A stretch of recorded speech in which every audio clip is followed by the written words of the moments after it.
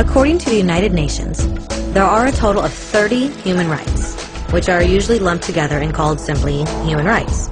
They're all listed out in the Universal Declaration of Human Rights, which is the world's most widely accepted document on the subject. But it was a long time in coming. At first, there were no human rights. If you were in with the right crowd, you were safe. If you weren't, well, you weren't. But then a guy named Cyrus the Great decided to change all that. After conquering Babylon, he did something completely revolutionary. He announced that all slaves were free to go. He also said people had the freedom to choose their religion, no matter what crowd they were a part of. They documented his words on a clay tablet known as the Cyrus Cylinder. And just like that, human rights were born. The idea spread quickly to Greece, to India, and eventually to Rome. They noticed that people naturally followed certain laws, even if they weren't told to.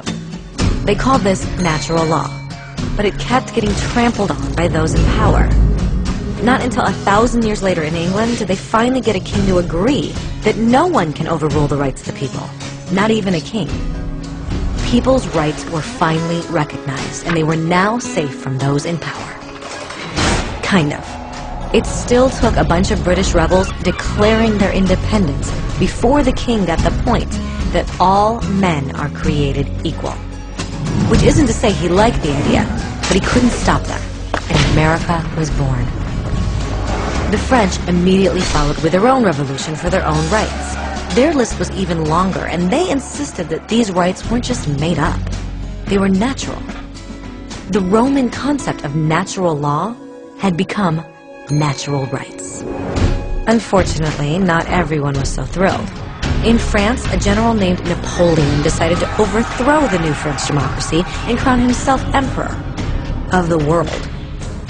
He almost succeeded, but the countries of Europe joined forces and defeated him. Human rights was again a hot topic. They drew up international agreements, broadly granting many rights across Europe. But only across Europe. The rest of the world somehow still didn't qualify. Instead, they got invaded, conquered, and consumed by Europe's massive empires. But then a young lawyer from India decided enough was enough. His name was Mahatma Gandhi, and in the face of violence, he insisted that all people of Earth had rights, not just in Europe. Eventually, even Europeans started to agree. But it wasn't going to be that easy.